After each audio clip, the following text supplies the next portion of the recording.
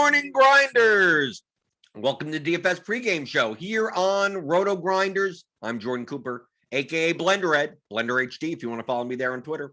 And I'm joined, as always, on Monday for Mondays with McCool, James McCool from Pay Dirt DFS, also the co-author with me of the Theory of Daily Fantasy Sports. Go pick up the 15-hour audio DFS masterclass at theoryofdfs.com. And as always, give me those thumbs ups. First thing in the door, give me the thumbs ups. I see you guys in the YouTube chat. Matter, we get some new people in there. We got a couple of new people, right? It's NFL season. People come in, hit that subscribe button if you're new here. Hit the notification bell to know when we go live. I see Baker Helton. He was here like 2 hours ago, posting on okay. Just to answer his question, Baker, your question on why I had the super stack in that one lineup is because I made a mistake. That was my dummy lineup. I did a 150 build and then I did a 25 build. So the 25 build is basically my single entry and 3 max and 5 max lineups. And then I go in and I select the lineups I want and then I export it to there. For whatever reason, I was swapping out people in lineup HQ. And I accidentally swapped to the same lineup I already had. And if you ever use lineup HQ on the save lineup screen, it kind of screws. You have to delete both of them and then add them back in. But it was 12:58. So I didn't have time, which basically meant my lineup was duplicated. And then the last line in my CSV would not be filled, which means when I upload it, it'll give me an error on the last line. And the last line obviously was that the Cowboys Chargers super stack as my dummy lineup because it's lock hit. There you go. Right. It's a $33 lineup or something like that, which is still fine. I was considering super stacking that entire game, like going to complete for small field stuff. But that got stuck in my dummy lineup. So there's the answer. I know he couldn't be here with us, but he was asking a question an hour and a half ago in the YouTube chat. So James, yeah, yesterday, well, obviously we're going to review yesterday. I got almost everything right yesterday. I made money. The problem is I didn't get you could get 9 out of 10 things right and still lose. And the thing that I didn't get right was that in Derrick Henry 0 of 150. Everything else was fine. Everything else was beautiful. Just not having the highest scorer on the slate in the running back position, especially in the running back position where no one comes close to 50 points. Yeah. I just didn't happen to have that. So I did get 12th place in the SPY. I had a profitable day. Cashed both sites, FanDuel and Draftkings. So I'm happy. Right, making up some of the money that I lost for week 1, but you ain't gonna get the nuts without the 50 point Derrick Henry. And in the first half, you're like, 9 for 18. Okay, don't have to worry about Derrick Henry. It's like, no, you always have to worry about Derrick Henry. You always it doesn't matter. It's fourth quarter, 5 minutes to go, and he has 6 fantasy points. He could end with 34. I mean, just at any time. So. What was your outlook and results and review that in your lineups yesterday? I made $51. Okay, so that's good. But you're just playing GPP. Yeah, just GPP. Okay, so that's actually pretty good. Pretty happy about it. Yeah, made $51. I did have some upside in the power sweep, so I was sitting at 46th in the power sweep or something like that. I had a Seattle Tennessee stack going. I had Cortland Sutton in that lineup. I had some pretty decent running backs. I had the Minnesota defense, so I did have defensive touchdown as well. Did you have the stack of what did you have, Wilson, Lockett, Julio? Wilson, Lockett, Metcalf, Julio. Oh, okay. Oh, so you played the Russ double. So I had upside in that lineup, and I was sitting there, and I was probably. Who are you playing at running? Well, hold on. Who are you playing at running back in that expensive of a lineup? Damian Harris and Darrell Henderson. Henderson? Okay. I thought maybe Chase Edmonds or something. Obviously it's 2 cheap running backs. Okay. So continue. Yep. So 2 mid-range running backs, Darrell Henderson and Damian Harris. I had Damian Harris in all 3 of my lineups. Loved him this week. And then in that lineup with Cortland Sutton, I had James O'Shaughnessy at tight end. So like I did need to have some cheap spots in order to make it work. But in my projections, I had Seattle projected about 13 points higher, that stack higher than any other stack combo that I could have. So really wanted to make that Seattle thing happen. And it was happening. It was happening. And then Seattle just like entirely fell apart and stopped doing things at the end. Derrick Henry did his thing. It was Derrick Henry that knocked me back for sure, but I did have upside in that. That lineup was the only one that cashed out of my 3, but I cashed high enough that I still ended up like making $51. So right, but you only played 3 lineups though. Yeah. Okay. So not like me who played 175 lineups. Right. Yeah. For NFL season, I only play 3 lineups. Sometimes I'll play 5, but most of the time it's 3 because I'll max the power sweep and then I'll just play like across whatever else I feel like entering. But did you play in your 3 lineups, James? Did you play anyone from the Chargers Cowboys game? Yes. Did you play running backs? No. Oh, so you did. So how did you handle that game? So I mean, I had it projected really, really well. I had the Cowboys stack, the second highest projected stack on the slate, and then the Chargers stack, the 3rd highest.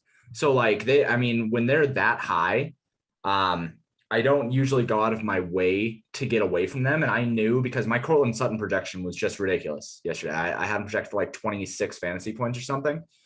And I knew that he was going to be like 1% owned. I knew that I was going to be on Damian Harris and Darrell Henderson, who I did not think that we're going to be all that high owned.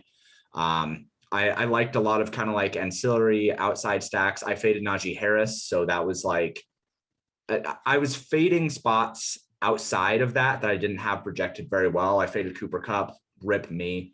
I faded Najee Harris, like faded the high priced running backs.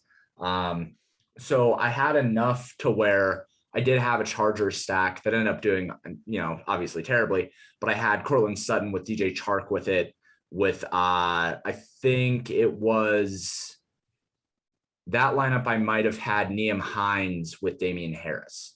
So like I was off the board enough on my secondary correlations in my running backs that I didn't really need to fade what I had as one of the highest projected stack combos of the entire slate and, highest over under for Vegas. Like I thought that it was fine to go that route. And I went Jared Cook in that lineup. So I went Jared Cook and Mike Williams. I avoided Keenan Allen. I avoided Amari Cooper and went with CeeDee Lamb instead. So like I did a lot of things to try to make it so that my ownership was still low enough. I had enough leverage at other spots to where I could actually still play that Chargers lineup. And then my other stack was a Pittsburgh stack to leverage the Najee Harris chalk, which went okay. It wasn't great. It would have been better for me to go Las Vegas side. But overall, I mean, I knew where my leverages were. Every single lineup had some sort of leverage in it, right? And that's what we talk about all the time. You just need to make sure that you're building lineups, especially when you don't have 3 lineups like me. You really need to make sure that you're taking stands with effort and with intention. That Pittsburgh stack against Najee Harris, the Chargers stack with like 4 1% owned players. Just give yourself a chance to win. And that's the way that I try to handle it. Right. And I do the same thing. I played 25 single entry, 3 max, whatever type of lineups. Mm-hmm. And I virtually hand build.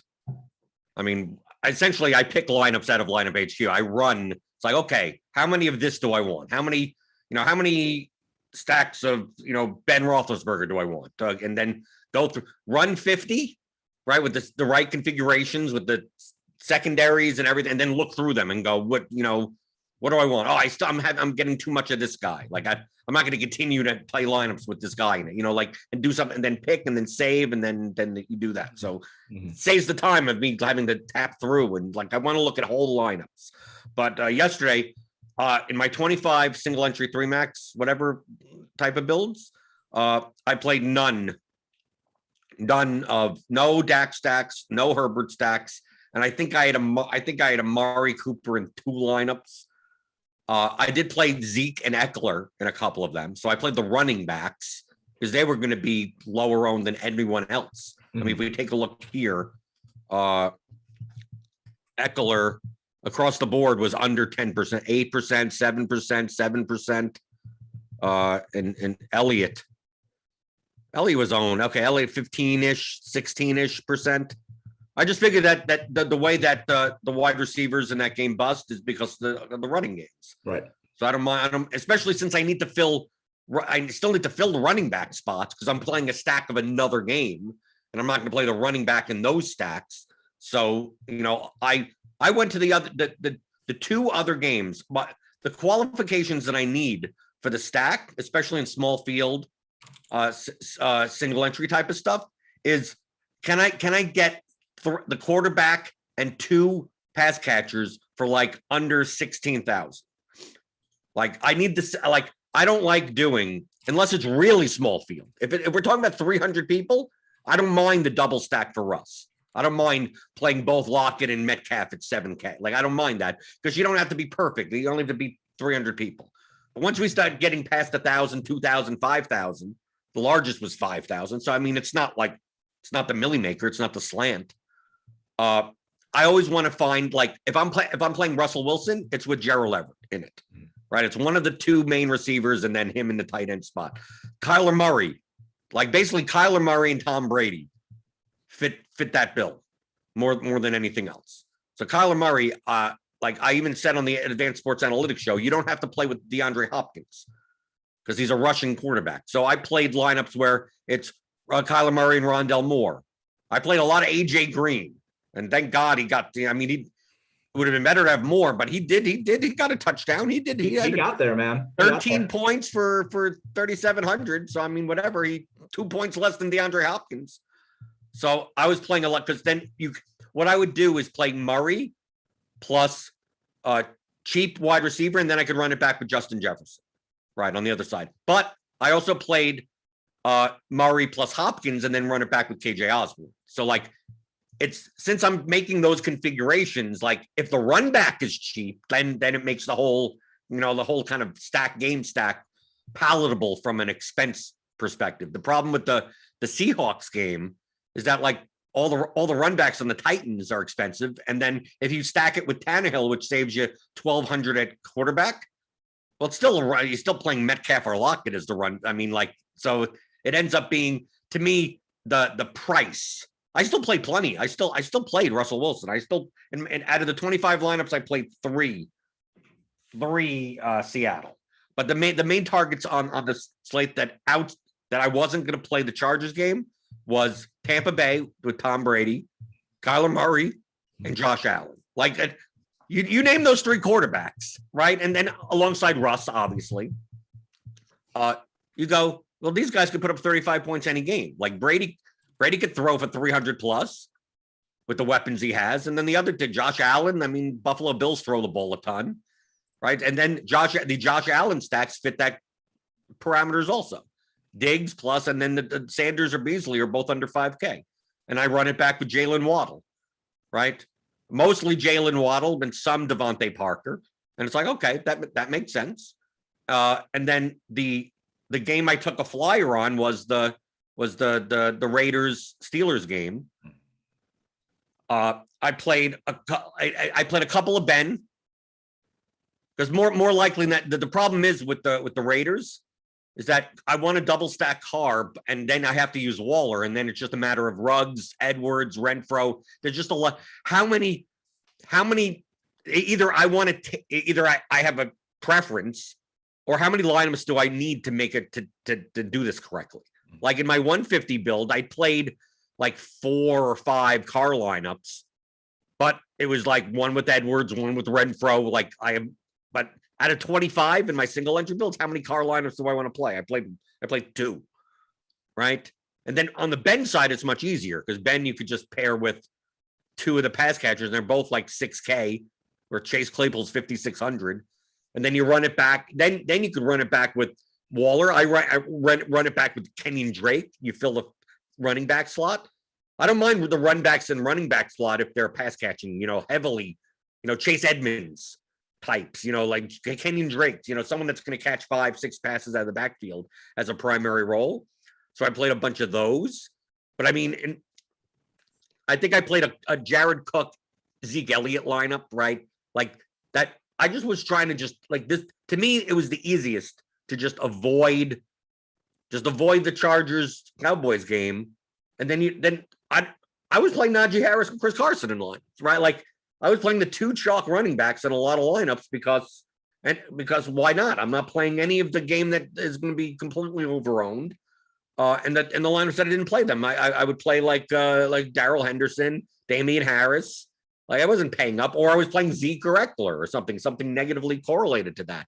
To me, I thought it was a fairly straightforward strategic slate that what you were going to do is either get different at running back or get different in the game stack. I just thought it was easier to get different in the game stack than anything else. Like 24% on running backs. Like I'm not like I could play them. It's just that in comparison to all the other players on the slate, like if we take a look at the SPY, right? Single entry. Here's the highest owned players. Keenan Allen, 36%. Okay. There's a 13 game slate and he's a 7K wide receiver. 36%. Lamb, 28%. Herbert, 22%. Cooper, 17%. Zeke, 15%.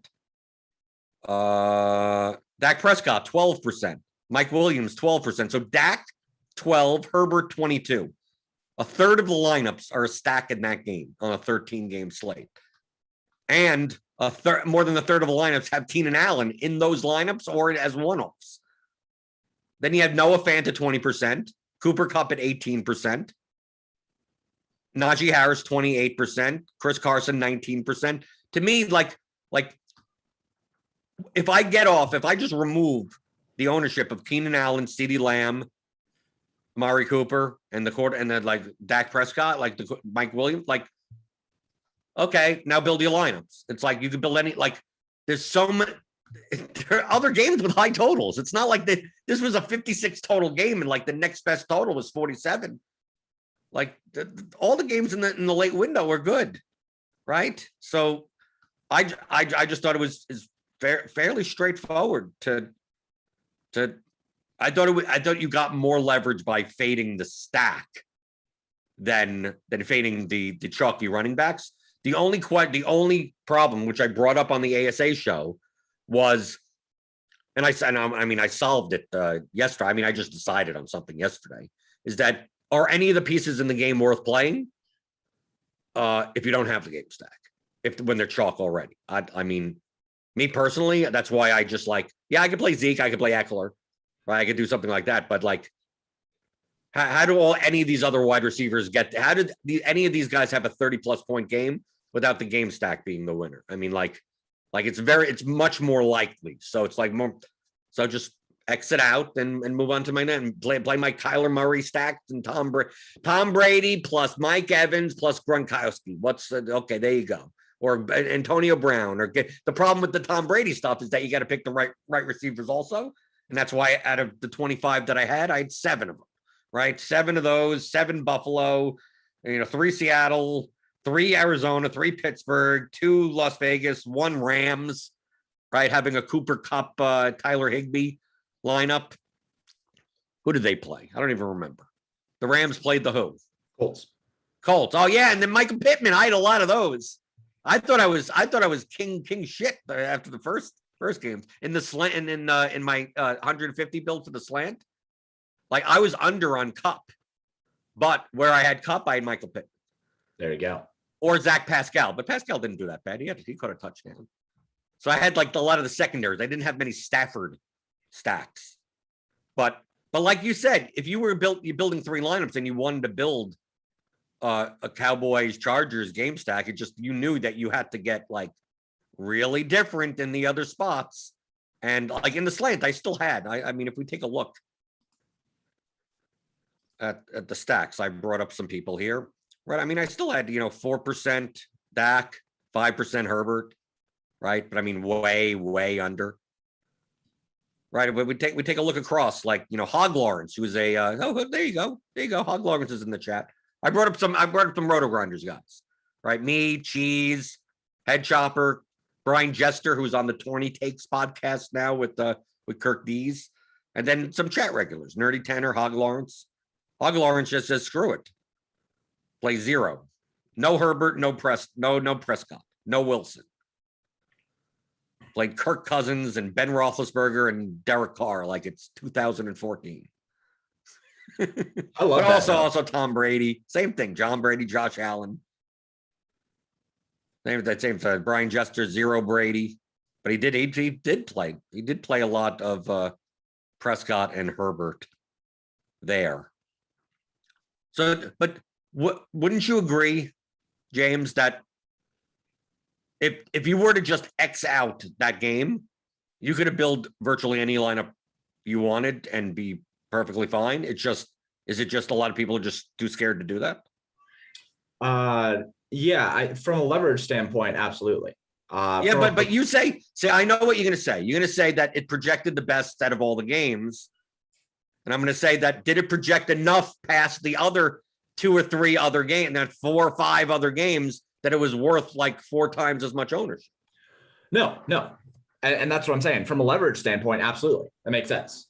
I don't have I'm not here to argue with you about that at all. I think that when you are building out, especially when you're building out a portfolio like 150 lineups, like you can take some heavier stands. I tend to agree more with what you did, where you had like 6% of either side of that game. I would have done something similar. I would have covered my bases a little bit there, but I would have been significantly higher on Seattle, significantly higher on Minnesota, Buffalo. I had Denver as like the best value stack possible, basically. And I did actually go back and forth. The lineup where I did end up going Dallas Chargers, I did go back and forth on whether I wanted a Denver Jacksonville stack there instead, because of how high I had Cortland Sutton projected and because of how high I had Teddy Bridgewater. And we built up a model that's called a VPM model. It goes off Vegas props. So what we do is we take the props that are offered on the players and then we translate them to a fantasy score so that we can see what like Vegas is projecting for the players. And Teddy Bridgewater was one of the highest values in terms of Vegas props, projected for 24.8 DraftKings points, which is high at 5,400. So like, I really was into a Denver stack. I would have been high on Denver if I'd have built out that portfolio. But the Dallas Chargers situation, I agree that Xing it out is the easiest way to go about it. Strategically, I agree with you on that. I don't think that it was necessarily the right move since we had so many other spots that were low, that could be low owned, that would offer indirect leverage in other spots. No, I agree. I agree with you there. And I agree with you on right, your right. point as well. Like I always say about certain things where like in baseball, should I play 5-3 stacks or should I play? It's like anything is viable depending on the specific lineup that you're looking at. But for ease, if you were to show up for a baseball slate 10 minutes before and had to make 100 lineups, just make 5-3s and don't worry about it. You're more likely to be more accurate doing it that way, finding the plus EV lineups that way. Same reason that I said, like if you wanted to make things simple on yourself and not have to weigh whether or not Amari Cooper is worth it in this lineup, or having a secondary Mike Williams, CeeDee Lamb stack in this specific lineup, right? And in your Derek Carr lineup, you could do that, right? In your Derek Carr, Hunter Renfrow, Juju Smith-Schuster lineup, that could be, but it may not be good in another lineup. If you don't want to have to deal with those types of decisions, and you want to just like, I just want to play lineups that project well and have low enough ownership, you just X out that game and build your line. Like that would be the easiest way to do it. But like you said, like I wouldn't call that the correct way, because you're missing out on any lineup that could have that game. And you could still have plus EV lineups that are better than the ones that you're using that either have that game stack or have players in that game. Yeah, and something that we talk a lot about in theory DFS is like trying to put yourself in a position to where you have to be right as little as possible and find as much upside out of when you are right.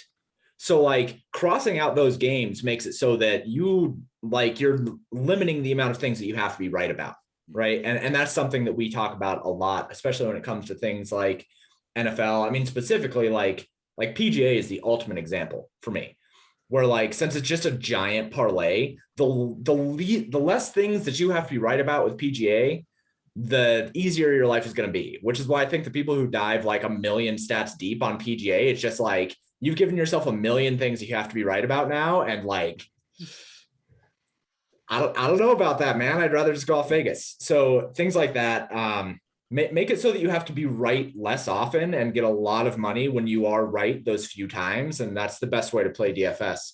The easiest way to play DFS, not the best way, the easiest way to play DFS. So that's a good point to bring up. Just making it, if you approach this slate 5 minutes before lock and you're like, well, I have to do something, just don't touch that Dallas Chargers game. And like, you're already probably better off in terms of expected value than a lot of people. Right. You could have just ran, just give me game stacks and secondary correlations, and then just whatever the top 50 lineups are without that game, just give it to me.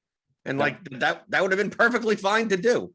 It also would have been fine to say, I'm gonna X out Najee Harris, Chris Carson, Noah Fant, and Tyler Higbee, and the Steelers defense, and then run it, right? Yeah. Like the one-offs at all the positions that, and then oh, okay, I'm getting a Justin Herbert, Mike Williams, Keenan Allen, CeeDee Lamb thing with like everything. Okay, that works the same way also, right? You X out a whole bunch of the chalky things, and then you build lineups. But I mean, understand that you could still have chalk in your lineups. That's why it depends on the individual lineup. And yeah, when people are like when people are scared, like I'm like, number one, don't get scared. Don't play with the money that you can't afford. Right, you play within your means of your bankroll, but understand that like, okay, in my 25 single entry 3 max types of lineups, I'm barely playing that at all. That's a strategic decision by me.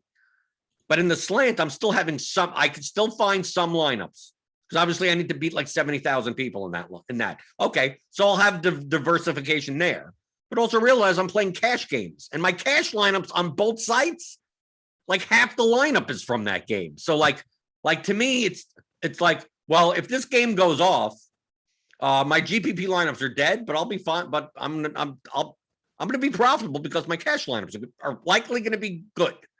Right. I know that it's chalky in cash, but most likely. And then if the game goes bad, like, okay, maybe I'll lose in cash, but I bink a GPP. So, I mean, like in cash, you're looking to play all the chalk. Yeah. So like I got fortunate to be on the right side of a 2v2 on DraftKings, playing Cooper Kupp from the early games in my cash lineup. So I just stayed pat, and there you go. Give me double. I think I won 87% of my head-to-heads. Oh boy. And right. I mean, like, and didn't have to swap or anything. No, in the last minute, like, oh no, I got Chase, I got Kupp, I got, I like, and that's with like 7 points out of Dak Prescott in my quarterback spot. Yeah. Right. I want to highlight something that I explained in the RotoGrinders Discord, just about cash games in general. We talk a lot about GPPs, like correlation is good. Right? Positive correlation. We're going to stack Russell Wilson, Tyler Lockett, right? Right, James? We talk about that. But we don't talk about when negative correlation is good. Or negative correlation, what these things do is they increase or decrease your variance, right? Once you attach multiple things together and one thing is related to the other, either they all work or they all fail. So like you're either going to be on one side of the spectrum or the other side of the spectrum. Now, in GPPs, that's what you want to be. You kind of want to be this. In cash, you probably don't want to be this. So the strategic decision in cash games, I believe this week, depending on the lineup you were playing, but I mean, I think it was very straightforward lineups. There were a couple of 1v1, 2v2s, defensive choices. Was that Herbert versus Dak in your quarterback slot? Right, in cash games. And my construction, I had CeeDee Lamb and Keenan Allen. So in cash games, I mean, my cash lineup was Herbert, Carson, Najee Harris, Kupp, Chase, Lamb, Allen, Fant, and the Jets defense. Okay, so I put 4 wide receivers. Since I have Allen in my lineup and Lamb in my lineup, I don't have Cooper. Okay, so I didn't play Amari Cooper in cash on DraftKings. So I was playing CeeDee Lamb. And I wasn't playing both of them. So I was still playing Cooper Kupp in that lineup. Because of that, I'm playing Dak at quarterback. Now, if I chose to build a lineup without Keenan Allen in it, and I had Cooper and Lamb, like most people would be like, well, you have Cooper and Lamb. Why don't you play Dak? It's like, yeah, well, in GPP, I would. But in cash, I know Allen is going to be mega owned. So how do I mitigate Allen's ownership and points? Well, why don't I get some points when he gets points also? So that's putting Herbert. So if I didn't play Allen, I would play Herbert just so Allen has a good game. Well, Herbert's getting, Allen got a touchdown. Yay, but I got 4 points. So like the difference between, it's like I'm mitigating the damage of Allen. And the same thing for having Dak. That's why I chose Dak. Herbert projected slightly better, right? If I was going to play the optimal based on my construction, I would have Herbert up there. But I'm just like, I think Amari Cooper is going to be 30+% owned in cash. I'm not playing him because I'm playing Cooper Kupp in this spot. Like, let me play Dak just so if Cooper has 2 touchdowns, at least I get those, right? So anytime anyone has a Cooper lineup, at least I'm not losing 6 points. I'm losing 2 points. Or 3, 2.5, because some people are correlated. So like an average of like 3.5.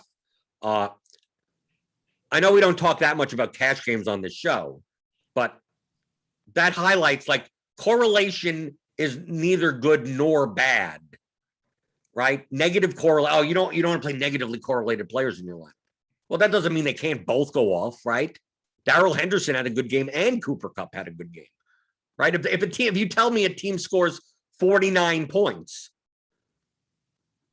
like, wouldn't I want to play 3 guys from that team, regardless of what their positions are, or they take away? Because if that happens, well, they're negatively correlated. Yeah, they're negatively correlated if they only score like what they're expected to score, 24 to 27 points. Mm-hmm. They outperform that by 3 touchdowns, then who cares? Then play everyone. I mean, we saw that with the Titans last year. Tannehill, Brown, and Henry all have 40+ points. You know, how's that? That makes no sense. It's like, yeah, it makes sense when they score 42 points, right? I mean, like, that's what you need. So, James, I know you don't, I don't even, do you even play cash games in NFL? I did last year. I haven't this year. Okay. Why don't you do in the beginning of the season when there's enough like dumb people play? My focuses are just on other things right now. Okay. Like having a kid, it's my volume has taken a serious shot in DFS. My kids are so minus EV. Oh man. Yeah. I mean, in terms of money, yeah, but life utils, man, fucking just through the roof. No, I mean, my cash game strategy has always been and is always in every single sport, just to play the chalk and literally just like overload your lineup with chalk. I just treat it like a market value. I look at it as saying, okay, well, if I can fill my lineup with all players that are over 50% owned, that's always my goal. Fill my lineup with players that are over 50% owned. That means that I am representing over half of the field in that contest, meaning that the people who are fading over half the field, fading that 50% combination, they have to be more right than the consensus best plays on the slate. And then even if they beat me a little bit, like say that I have a full lineup of like 65% on players or something like that, it gives me a better chance of being on the right side of cash, even if I don't do all that well. So I'm not even trying to project the players. I'm just trying to project how much ownership I can get into my lineup so that I can get into that top 50th percentile without even having to care about the outcomes of the games. Right. So I think about it very differently from a lot of the people who are building out cash lineups. I recently had Brett Healy on the podcast for Paydirt, super cash grinder. And I talked to him about that strategy. And of course he had some pushback because he's very good and he knows his projection model, but he's like, that actually makes a little bit of sense. And it's one of those things, James, like we said before, but the simplest versus exactly. best. Is it the best way to do it? No, but is it the simplest? Are you going to be more right if you have perfect ownership projections? And you just if you just optimize by ownership, like literally just replace the F points in your that's what I do. Go to lineup HQ and just replace the ownership column with the points column, and then just run it, and then just whatever's the highest total ownership sum, play that lineup. Yeah, no, right? It may not contain all the chalkiest guys because obviously the pricing matters. But it's the highest aggregate. Right. The highest aggregate. And there you go. Yeah. Right. So If you wanted to do it simply. Yeah. And that's how I do things, especially in NBA. You'd be amazed because in NBA, like you can get a full lineup of like 70% owned players.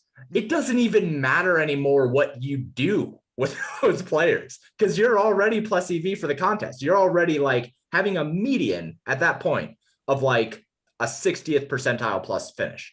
Everything has to go wrong for you to lose cash with that lineup. I mean, everything. And even then, even if you have everything go wrong, like you still have a chance. Even then, you may still split for the last place or something, right? You may actually get some money back. It's such a funny strategy. And it just like, it kind of goes against it. It leans so heavily into my concept of like, nobody can really predict the future. So like, just do the best that you can at predicting what other people are going to do with the future. And then like, just take advantage of that. Just right. You're not going to beat high stakes like that though. No, you're not. This is the purely low stakes type of strategy. This is for the larger field stuff because I'm not like a playing $250 head-to-heads kind of person. Like I'll do like the large double ups and 50-50s. And I do like head-to-heads, but I don't play significant volume on it.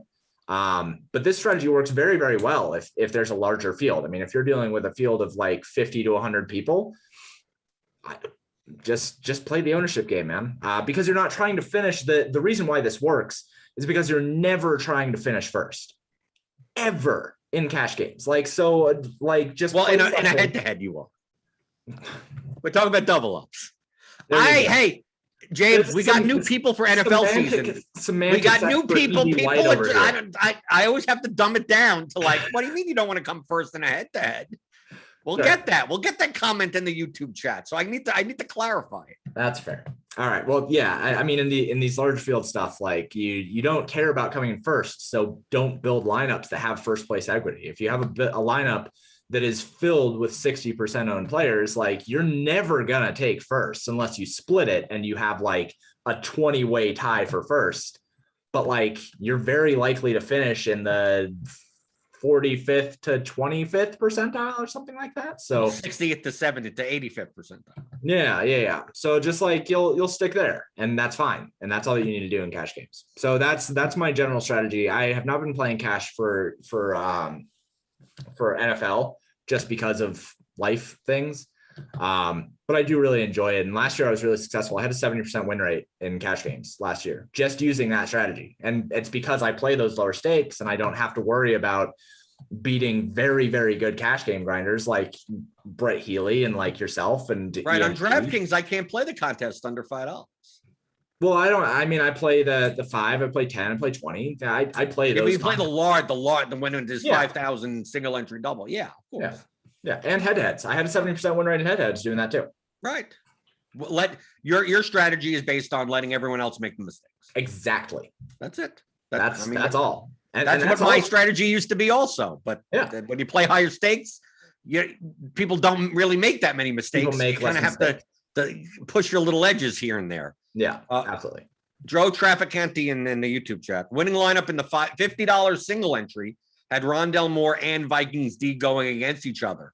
It worked out, but usually don't want to be doing that in a GPP, correct? And I'm going to say that it doesn't matter. No.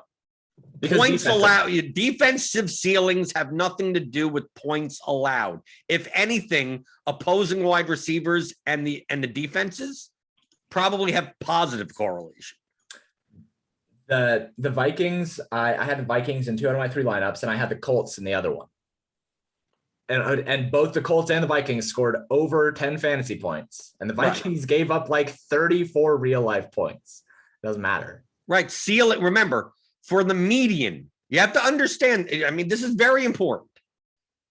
Players, when we talk about correlation, you have to determine whether or not it's the correlation at the median or at what percentile. So, for instance, if we say that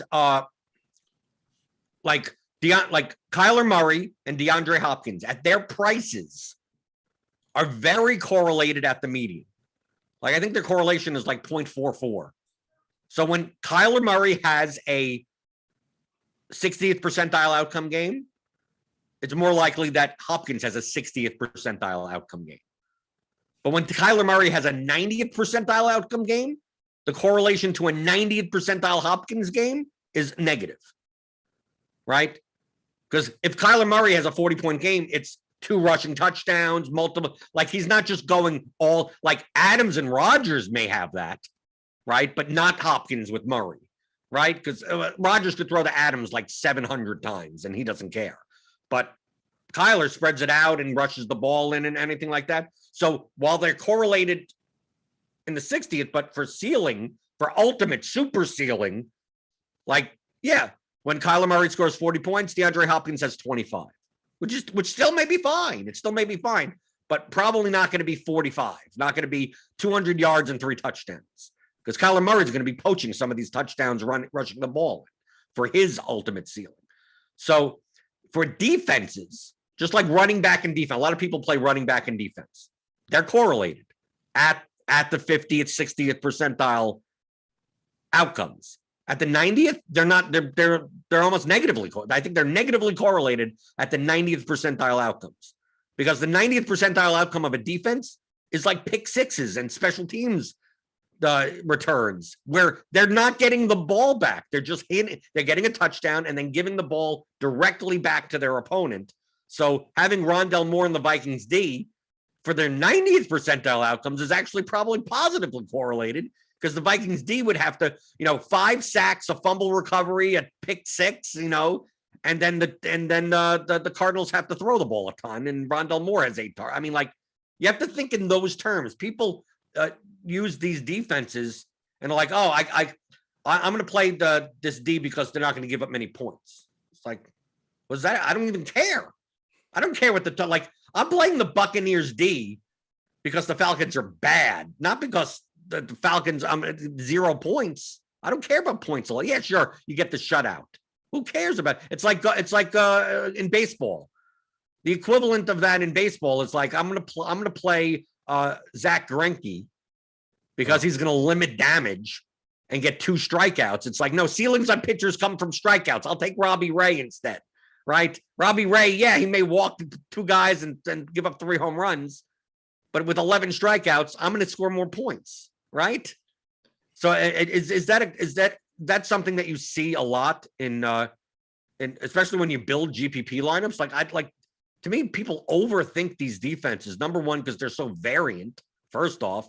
And number 2 is that, like, I don't care about points allowed. I just, like, who's gonna score points on a pick 6? And I'm more likely, if anything, to play defenses in shootouts or against teams that throw the ball a lot. Like that, if you played the Dolphins defense against the Bills, I don't blame you, because Josh Allen, they throw the ball a lot. Okay. I mean, it didn't happen. It turns out the Bills defense, pitched a shutout. But to me, I think more about that than like the correlation. I really don't even care. A lot of, especially in showdown.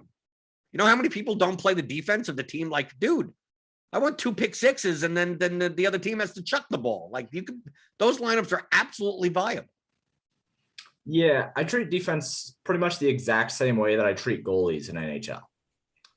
Neither matters. They just don't. Well, no, I say this about soccer goalkeeper also. Yeah. It's the thing that's going to matter the most on if you win or lose. And it's the decision that doesn't matter. Right, exactly. So here's the thing with all 3 of those. How do you actually score points with a hockey and NHL, right? It's by blocking shots and by getting shutouts. That's NHL. Like, you just block shots, you get shutouts. And by the way, James, that's soccer also. I was going to say, I assume that is soccer also. Block shots, get shutout. All right. For defense, the way that you get points is by getting sacks and by getting defensive touchdowns. And that's it. There is nothing else. So, Jordan, what is the best way to get sacks in the NFL? By playing against a team that's dropping back a lot. Yeah. Okay. So really quick. What teams that drop back a lot? What is they're behind in the game. Oh, and they're behind in the game. Okay, cool. So you're telling me that you want to attack teams that pass the ball a lot and are likely going to be behind because they're facing another team that might pass a lot, that can score a lot of. There you go. Okay. So, yeah, picking defenses, the only two things that matter is how often they can get to the quarterback and if they're facing a team that passes the ball a lot. Like the fact of the matter is that playing defenses against the Chiefs, probably not the worst idea because they pass the ball 82% of the time in the adjusted script. Playing defenses, my favorite thing to do in DFS is playing defenses against Arizona. Not because I think Kyler Murray sucks, but because he runs all over the place behind the line of scrimmage. They pass a lot and he's susceptible to getting sacked and throwing interceptions. Same thing with Josh Allen. Same thing we did with Jameis Winston for years. Exactly. Like these quarterbacks that throw a lot, just target quarterbacks throw a lot. In hockey with goalies, the reason why I say goalies don't matter is because the goalies that people tend to pick the least are going up against the teams that tend to take the most shots. And the teams that tend to take the most shots are typically chalk. So you want to know the best way to get leverage in hockey GPPs? Just pick the freaking goalie against the chalk offense and let him soak up shots.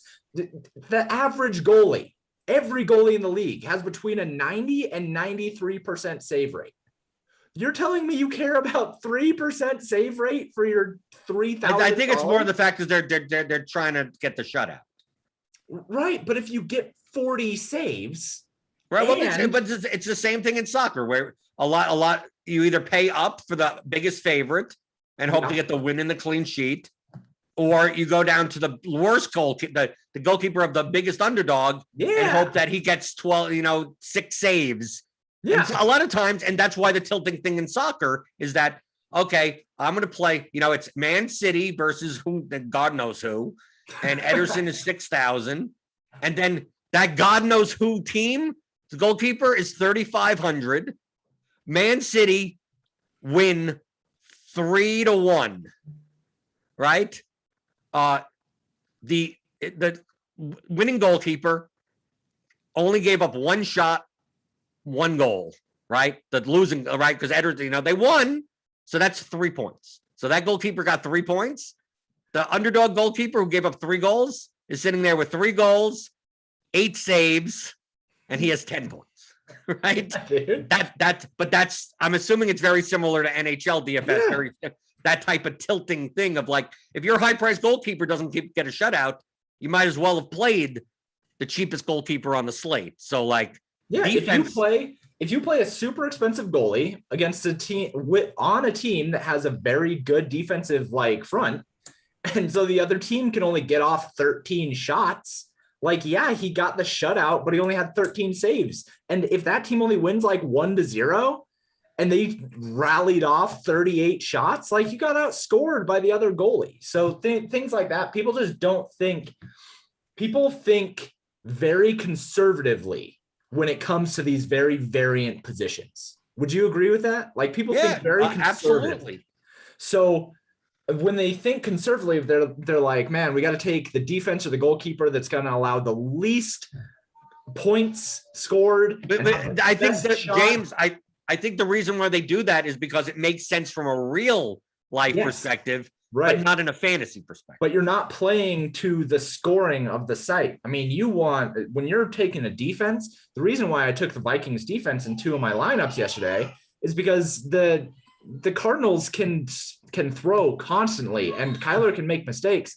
And they're cheap. I also understand the Vikings defense is cheap. And they're free. They're 2,100. The Colts, the same thing. So in my Chargers lineup yesterday, I had Herbert with Mike Williams and Jared Cook, brought it back with Amari Cooper. And then I had the Colts defense and Cortland Sutton and DJ Chark. So that Colts defense, because I knew that the Rams were also going to be the next chalkiest team, that Colts defense gives me a chance to play direct leverage against the Rams lineups. So if the Rams don't get there because the Colts defense did well, then my Chargers lineup actually has a chance at beating out the rest of the field. I know that for the Chargers lineup to be the GPP winning lineup, the Rams can't be, obviously. So playing a defense against them when I know that they passed a whole bunch, they have a good efficient quarterback, but he can be passing a lot and throwing interceptions. One of those interceptions turns into a pick 6. I have a 1% owned defense. It was the top scoring defense on the slate, and it's better than what a lot of other people who had Charger stacks did. So attack those variant positions. Like, be very, very risk seeking in these variant positions. The goalkeeper for hockey, the goalkeeper for soccer, defense in NFL, like, look for risk. Look for the spots where you can actually find a ceiling out of it. You don't care about the floor of those positions. The floor isn't going to win you a GPP. Look for risk with those positions. Let's take a look at all the defenses on the slate and the average ownership between the SPY, the Mega Millionaire, the Wildcat, the Slant, and the Millie. Steelers, 15%. I'm just going to say the first number, 2 points. Eagles, 10%, 1 point. Jets, 11%, 3 points. Cardinals, 7%, 1 point. Patriots, who were expensive, 6%, 19 points. But if we go down here, look at the bottom. Bills, 1.57%, 22 points. Buccaneers, 1.89%, but they were expensive, 19 points. Bears, 3.78%, 19 points. Vikings, 5.13%, 12 points. What do all these have in common? Pick sixes. I mean, like Panthers, Patriots, Vikings, Bears. I mean, the Patriots and the Bills were more shutout. I mean, they got 10 points for that. But it's all these ceilings. Look at all at the bottom. Like the lowest scoring, let's go by lowest scoring. The lowest scoring team. Negative correlated. It's right. It's almost like, okay, other than the Falcons and the Dolphins, like Falcons were barely owned. The Dolphins were 2% owned, but the lowest scoring defenses were literally the 4 highest owned defenses. That's funny. That's funny to see. Right. But doesn't this show number one, don't overthink defense. Mm-hmm. Close your eyes and whatever fits, right? Probably don't pay up in general, although paying up is going to be contrarian, right? To some extent. And don't worry so much about, well, I can't have an offensive player from no, that's perfectly fine. And then also don't be so tied into having running back with your defense, right? Like like I had a lot of Seahawks defense because I was playing Chris Carson, right? There is some correlation there, but I'm not forcing this stuff in. I have a theory. The highest correlated ceilings for a defense will come from the opposing quarterback. Right. I mean, I do that in Showdown, of course. That's look at Joe. Look at what was going on with Joe Burrow and Matt Ryan yesterday. Yep. Joe Burrow, every time on the red zone, I swear to God, I thought he threw 7 interceptions. Anytime they showed that game, it was Burrow pick the interception. So, but look at those types of things. Look at Matt Ryan in those types of environments. Ryan throws 2 pick sixes and then now they're down by even more, and he has to chuck even more. So look at Derek Carr. Like, I know the Steelers didn't play that well, but I mean, Derek Carr put up 26 fantasy points. And people are playing the Steelers defense against him. Like, I don't understand. I mean, I understand why. No, it's because people have had it drilled into their heads that like defense and running back are the correlation that you want. No, bro, we just talked through it. We showed the numbers. The new way to do things, quarterback with your defense. Just not forcing it. Oh, I have Najee Harris on the Steelers defense. Not necessarily, maybe correlated at the 60th percentile, but not at the 9th. I mean, and you don't care about the 60th percentile, right? In GPP, you don't, right? Why are we? I mean, people. Oh, I can't play the Jets. Like, why not? Like, they're playing the Patriots. It's like, but the Jets defense is bad. It's like anyone can get it's still another rookie quarterback throwing the ball. I mean, come on. Or are you going to say, oh, they're going to run the ball a lot?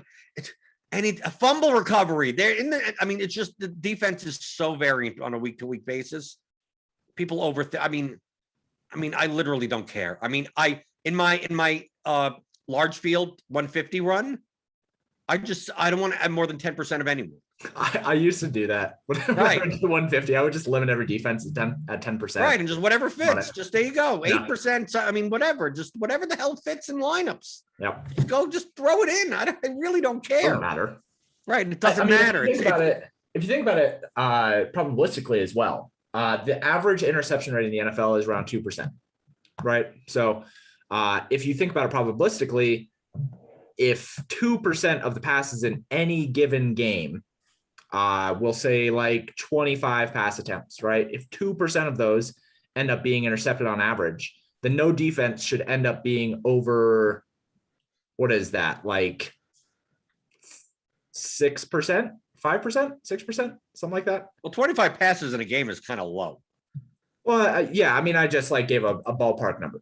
Yeah, but I would probably say maybe You wanna say 35 35? passes on average in a game. Okay. So no defense should be more than 9% owned. Okay, so there you go. There you go. Right, then what do you think I do? I said, just cap me at like 8 to 10%. I wanted to like actually go through the math in my head so we could like really show the number, and it's Oh, I just 9%. guess at the number. I'm just like, okay. Right? Yeah. Yet I see some people like, oh, what's the defense? I'm locking him into all of my lineups. Like, what are you, nuts? I had 3 people yesterday ask me what defense I wanted to play. I didn't answer any of them. Right. Just go to random.org. I was like, I don't know, man. I'll play like who fits. I'll play the Colts because they're against the Rams. I'll play the Vikings because whatever. Doesn't matter. I wanted at one point to get up to the Chargers defense. Like I wanted, they were a little bit too expensive. How annoying is that? That I wanted to leverage that Dallas Chargers game and they were too expensive for me to put into my lineup. That's lame. I was like $200 away or something. But this is about how, I mean, we've talked longer about defenses in NFL than you should even be considering in your line. I mean, like in your lineups, like the decision should take less than a set, like just whatever fits. Yeah. There you go. Move on. It's no. Now the decision is who is my quarterback? Who am I stacking? Play the opposing defense. I don't even want to do that anymore. I just fit whatever. I'm doing it. If you took all the 26 defenses, just like put them in a hat and pick one and there, start your lineup from there. And then, yeah, there you go. I mean, it's so high variance. Who cares? I say that in soccer, people are like, who do I play at goalkeeper? At goalkeeper? Is it a cash lineup? Yeah. Whoever fits. Right. In the GPP, obviously you want the correlation, right? With a defense, you're not playing. You should probably not. And I say the word probably because we have some slates where Cristiano Ronaldo, who shoots the ball 14 times, doesn't score or scores, and still the cheapest goalkeeper is the highest scoring goalkeeper. So even then, like I can't believe someone won with the team that scored 5. I stacked the team with 5 goals and the opposing goalkeeper and won. Right. And they go, this game is funny. I go, yes, that's why goalkeeper doesn't matter. Right. So we talk about all this type of stuff, not necessarily for the NFL, but I mean, it applies to NFL. In the theory of daily fantasy sports, it's a 15-hour audio DFS masterclass. And me and James, how to think like a professional DFS player. Once you listen to this audio course, which has all these chapters: game objectives, player selection, expected value, leverage, correlation, construction, risk management, exploits, psychology. A lot of stuff that we talk about on the show. On it, just obviously all in one place, easily structured for your teaching and learning experience. Once you get through this course, you'll take more of the nihilistic view that me and James have, that most sharp DFS players have. It's like, oh, you'll find out that most of the stuff you're looking at doesn't matter. And a lot of the results are based completely on luck. Right. And it's just like, okay, like, how do you win in a game that has such high variance and little predictive power? Well, just exploit everyone else's ability, thinking that they can do that. Okay. There you go. Lesson. You win, right? You can do it in life too, man. The best thing that you can do is put yourself in position to get lucky. That's it. That's all you can do. And someone in chat wants to know the podcast, which you don't. I mean, you do with Dark Sheep. Yeah, I do. Right? Yes. Can you relay this to him? I know I'm not in your Discord or anything. Can you tell him to get a better microphone?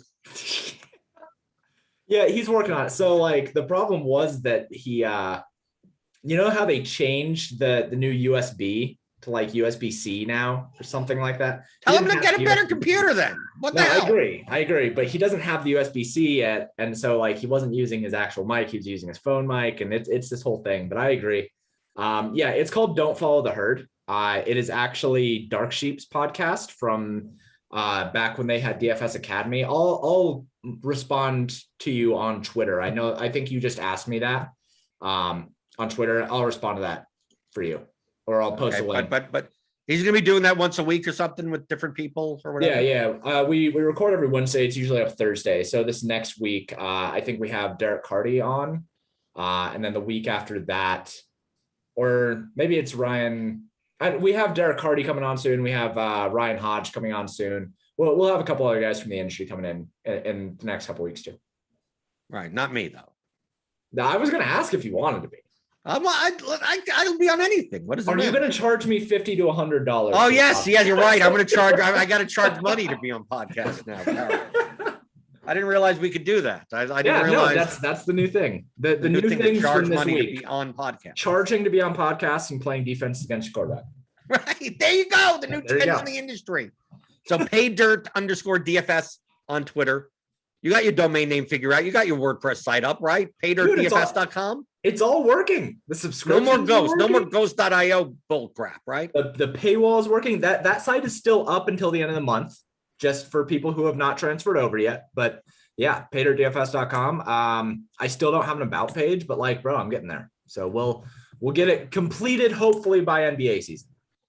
And you can follow me at BlenderHD on Twitter. Give me those thumbs up. Give me the thumbs on your way out the door. I'll be on later tonight for the showdown pre-lock show with Will, Chief Justice. We got the Lions and the Packers tonight with Tyrell Williams out. So we probably get some cheap pieces of Lions that will be chalky and hopefully not get there. I'll probably be playing other people, but we'll see. We'll see what's going on. So give me those thumbs ups. Give me the subscribe buttons. Give me the notification bells. I think we got some Grinders live later today, right? Baseball stuff. We got baseball stuff that's still going on, right? I think so. So yeah. So keep on tuning into the YouTube channel because that's what I do here, right? Teaching you DFS strategy, reviewing slates every Monday through Friday, 11 o'clock Eastern on the DFS pregame show on RotoGrinders.com.